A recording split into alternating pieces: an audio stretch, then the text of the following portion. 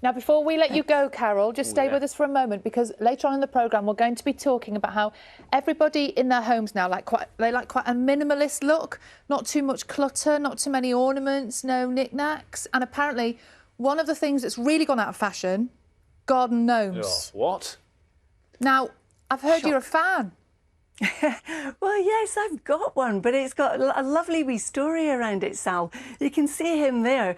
My mum was very creative and she used to make garden gnomes much bigger than that wee one, who we called Charlie. So for her 70th birthday, many moons ago, all my brothers and sisters decided to get one, and each of us paint a part of it for her. I painted his hat. Oh, Carol, it's beautiful. I love him. Well, we like Charlie. I'm a fan of Charlie. It's not named after our Charlie, is it, on breakfast? No, but I'll tell Charlie it is if I see him. You can't quite see the hair under that hat, but I'm sure it's magnificent if he's called Charlie. You know, Carol, thank you for sharing your gnomeness with us. You're not the only gnome fan on the breakfast team either, because our editor, we call him Freddie, but his name is Richard, he's got a very impressive collection of what's slightly worryingly impressive. How many? Oh, my goodness, that's a proper collection. And there's even one peeping round the side of the tree. Yeah. Oh, my goodness. There's a lot going on there. There is a lot going on there. If you would like to show us your gnomes or your favourite knickknacks, you can show us your gnomes. You can email or tweet them to us. bbcbreakfast@bbc.co.uk. And you can find us on social media. We need a hashtag, show us your gnomes. It's just the way you said it. I know. That's what it was. It's going to be rude, isn't it? News, travel and weather, wherever you are doing stuff. See you in a bit. Bye. We know we were talking about your gnome earlier on. For those of you who weren't watching, by the way, we're having a bit of a garden gnome moment today. Because, what's the reason, Sal? Because people really like knick-knacks at the moment, don't they? And decorating their garden with gnomes and perhaps having ornaments, lots of things in their house. We're saying that might be going on the way out, that there's a reduction in gnome love. Yeah, and I think on this sofa there's not a huge amount of gnome love, is there? No, I haven't got any gnomes. You haven't got any gnomes. But Carol's got one. Yours is called Charlie. He is. He's indoors because I don't want him to crack or break in the cold weather that we have. But he's a handsome chap. Well, you're not the only weather presenter from breakfast who is gnome friendly. Have you seen Matt's, who sent us in pictures of his gnomes? Yes. This is Wills and Kate, and the dog in the background as well. That's a real dog, by the way. That's not a gnome dog. Not a clay dog. No. Aren't they beautiful? Very nice. Wills and Kate. Yeah, Wills and... Which one? Yeah, I think Will's is on the left and Kate's on the right, I think. Well done. But we are talking knickknacks this morning because, and thank you, by the way, for all the thousands of pictures you've been sending in of your knickknacks and your gnomes. Are you surrounded by shelves full of figurines, souvenirs and ornaments? That sounded so wrong. Or do you prefer clean lines and bare surfaces? Always. One survey has found that the over 65s are increasingly going for a modern look. Don't laugh. Here's one who isn't. Mavis Till from Prestatyn in North Wales gave us a quick tour of her trinkets. A lot of things on here belong to my mum, and I wouldn't part with them because every time I look at them, I think of my mum. These little ornaments here. The spaniel dog, he's got a broken leg, but you don't notice it.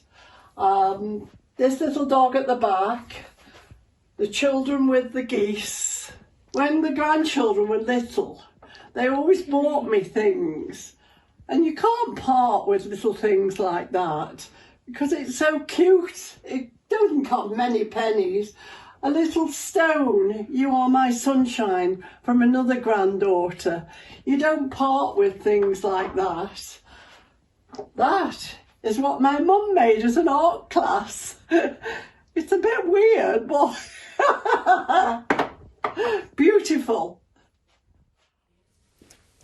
Oh, Mavis, aren't they amazing? What a collection. No, proper collection. And sentimental things as well. That's what I do keep. I do keep sentimental things. OK. That's all right. So you're not completely heartless. It's not all minimalism. Let's get a few more views on this. We've got Kevin Macleod, who is well known, of course, from Grand Designs on Channel 4, the architect and presenter. grand designs often feature sort of minimalistic looks, doesn't it? Well, very often, I've said this to Kevin before, very often when I watch it, I do ask the question, where's all their stuff? Yeah. Good morning, Kevin. Lovely to have you with us. How do you feel about a knick-knack or a gnome? Oh yeah, look. First of all, I've got a gnome. It was made by a friend of mine, and it's in my image. It's called Kevin, and I even actually, do you know, when I see a really good gnome garden, I photograph it. Wow. Now, that was not the answer I was expecting from Kevin Macleod. Do you think, then, that this with the story we're talking about this morning, that gnomes and knickknacks might be going out of fashion? Do you think maybe we could see a little revival? No, do you know what? I think the most interesting homes are always those which are autobiographical, which are, you know, we're full of people's stuff. And as to this over 65 thing, look, I'm approaching 65. And I kind of slightly resent being lumped into the same group as my elderly relatives. Look, for example, my mum is 90. Her taste is completely different to mine. She enjoys Capo di Monte. I enjoy a little bit of Danish minimalism, whatever you want to call it. But we share a love of Hornsey pottery. And we do because she's from that part of the world and I remember it from my childhood. And so I think your correspondent, Mavis, is absolutely right. You know, we cling on to the things that have value to us and mean to us, don't they? Do you think the last few years, when the vast majority of us have spent a lot more time in our homes than we would have done under normal circumstances, do you think that may have changed the relationship? Have you got any evidence to support that? Or do you think that things maybe haven't changed at all? Oh, yeah, no. I've talked to lots of people who've become completely fascinated by, you know, their curtains or their bookshelves. Or a light fitting, you know, and I spent months of lockdown looking at a sort of play of light on the ceiling, wondering, you know, how, you know, when I was ever going to be allowed out into the sunshine again. So I think, yeah, we all of us came to sort of forge new relationships with our homes, not least because we all discovered how much clutter we all own and how and actually how badly we were using our rooms, you know. Kevin, stay right there. We're going to go straight to Kath Hitchings now. Now, her tastes are, well, let's say she's a fan of colourful and chaotic design and a trend called cluttercore. Morning. Lovely to see you, Kath. Can you talk us through some of the meaningful objects that are in your room right now? Okay, yes, I'm quite happy to talk you through. So first of all, I don't know what you think of this, but this is a teapot now. Teapots are obviously very symbolic, aren't they? And they're real items that represent hospitality. And this teapot is in fact so special to me that I ended up getting a tattoo. Now this was before lockdown, obviously, because you couldn't do that in those times. So there you are. So the teapot is one item. Another item I have over here, I'm a big fan of frogs. We've got quite a few in the pond. And here we have, I don't know whether you can see that, everybody. It says here, I'm a brave frog. It was made by one of my artist friends. There's a lot of items here that have been made by myself or my friends. And it was given to me when my sister died a few months ago. So it's quite often that items are nostalgic and significant for different reasons. And finally, one more. This is a rag rug that I made. Lovely. Can you see? Yeah. So this has been created out of many, many items of my children's clothes and my friends' clothes over the years. So again, it's aesthetically pleasing, but also it has a lot of symbolism and nostalgia associated with it. Thank you for showing us around there this morning, Kath. I mean, I've got to ask you, I did read about you. Is it true that you obviously reuse a lot of things, and one of those is a freezer as a wardrobe? Yeah, that's right. Yeah, thank you for mentioning that. So the fridge that we have over in the corner is actually the second one because we had the demise of the orange fridge freezer and it had attracted quite a following on Instagram. And we really didn't want to just put that onto landfill. I think it's so important that if you can repurpose items around the home, then do it. So my husband and my children, they're very tolerant. They took the fridge freezer. It's actually very difficult to get a double fridge freezer up the stairs. But they hauled it and they pushed it. And it's now in our bedroom and we've got our clothes and underwear.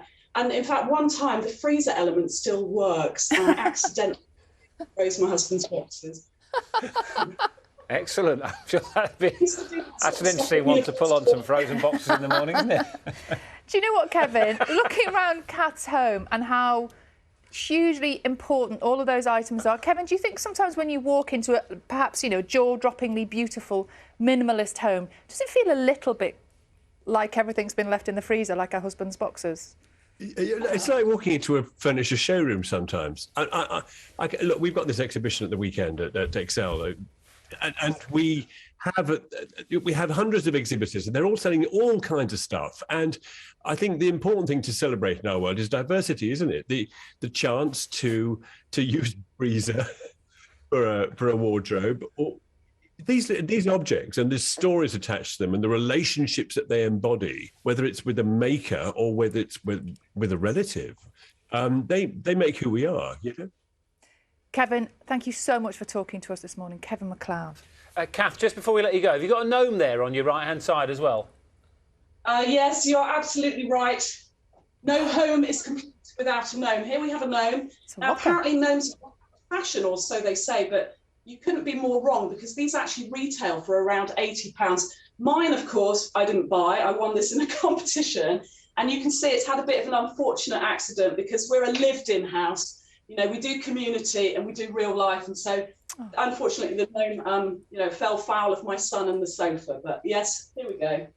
Great to see the gnome this morning. Thank you very much. Kevin, Kath, great to talk to you. Very much appreciated. Thank you for all your pictures, which we are going to show at some stage this morning, aren't we? I think we've got a little moment to show them now. Can we show them really quickly? Because the breakfast inbox is going mad. I can tell. Look at that. It's not a gnome. That's a cricketer. Maybe that's the first is there any one. information about this cricketer? Do we know much about? I'm Well, just waiting for someone to shout at me. This is. That's from Hillary. Yes, this is Hillary. Hillary. That's Graham Gooch, apparently, in his prime. Very good. Whole gang of them here in a picture from Natasha in Leicestershire, along with a porcelain peacock and some owls. I wonder what that was. Who doesn't like a porcelain peacock, let's be honest. Marie has this Humpty Dumpty gnome in her garden. And thank you to everybody who's popped them all in. We'll try and run through a few more later on. I do like it when we do something on BBC Breakfast and it goes mad. It just goes mad. And Gnomes and Knickknacks has done it this morning. Yeah, I think we need more knickknacks. We've got lots of gnomes. Yeah. Fewer gnomes, more knickknacks, please.